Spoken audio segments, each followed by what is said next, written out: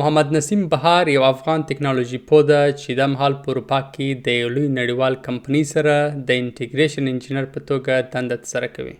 نوموړی د ای آی اټومیشن سافټویر انټیګریشن په برخه کې پراخې عملي تجربې لري او خپله دکتورا په بلاک چین کې ترلاسه کړې.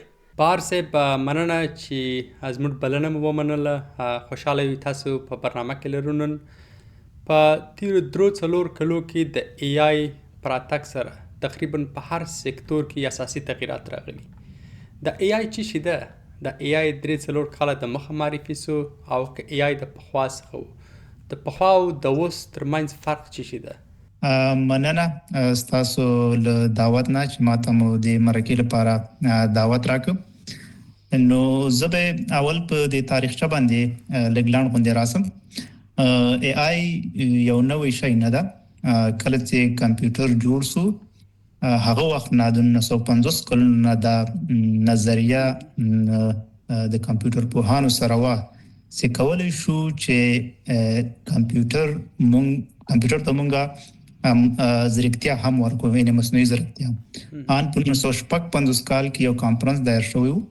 په هغه کې د ارتفیشل انټيليجنس یا مصنوعي ذکاوت باره کې خبرې وسوي. هم دې ته یو د علم یو ډومین ورکړي چې مطلب دا د یو ډومین ده.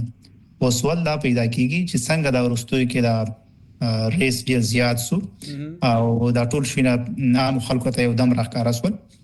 نو د دې ز درې وجې غنلې سم. لومړی دا ده چې مونږ سره دومره کمپیوټیشنل پاور نو، لکه کمپیوټر مونږ سره ډېر ابتدایي کمپیوټر نو ډېر ډیټا او ډېر شونه نه سو پروسس کولای. دوم دا و چې مونږ سره ډیټا هم نه و، ځکه چې ډیټا مونږ د وروستیو کلونو کې انټرنیټ ډیر زیاته جنریټ کړه.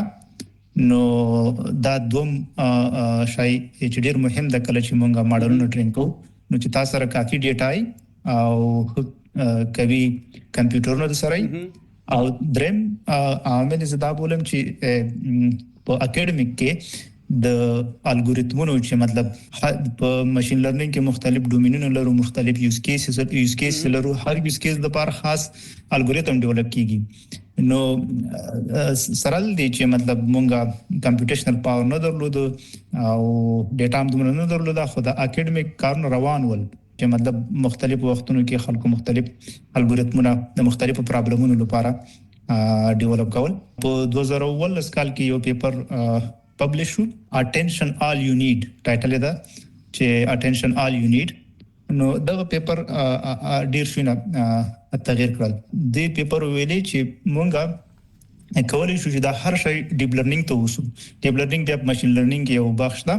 دا کولای شو دا هر شی ډیپ لرنینګ ته وسو او هر د مصنوعي ذکاوت هر قسم یوز کیس د ډیپ لرنینګ مطلب جواب ورته ویلی سي چې ته کمپیوټیشنل پاور ولري. نو دا غي نه وروسته چې موږ سره کمپیوټرونم خراغلل ډیټا هم کافي موجوده و، اکیډمیک کې ډیر کار ورته سوی وو.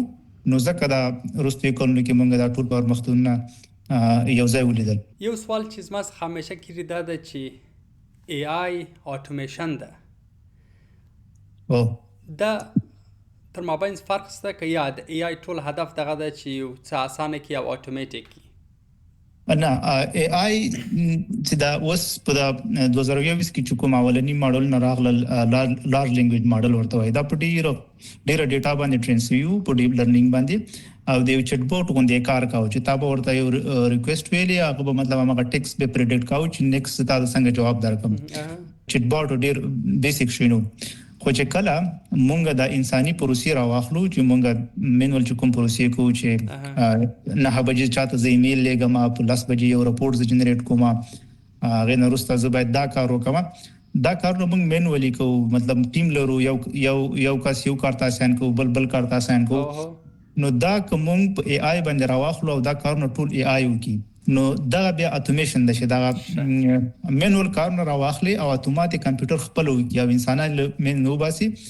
نو دې ته اتومیشن ویل کیږي. نو په اوس وخت کې همدغه شینه په ای آی کې ټرندینګ هم دي چې بیا دا اتومیشن چې هر یو کار لپاره یو خاص ایجنټ کی په د ای آی په کې ورته ایجنټ ویل کیږي چې ایجنټ ورته ډیولپ کیږي. هر ایجنټ بیا په خپل ډومین کې هغه ایکسپرټي او هغه خپل کوم کار ته جوړ شوی هغه کار کوي انپوټ ورته راځي اوټپوټ ورکوي بل ایجنټ ته پاس کوي نو دغه مینوال کارونه چې موږ انساني ټولنې په روزمره ژوند کې کوو د دې اتومات کولو ته اتومیشن وایي او لارنینګ ماډل په دې کې د یو ریزنینګ مطلب یو تینکر رول ادا کوي چې مطلب کوم ایجنټ ته کار وسپارم څو کار د په دې نتورک کې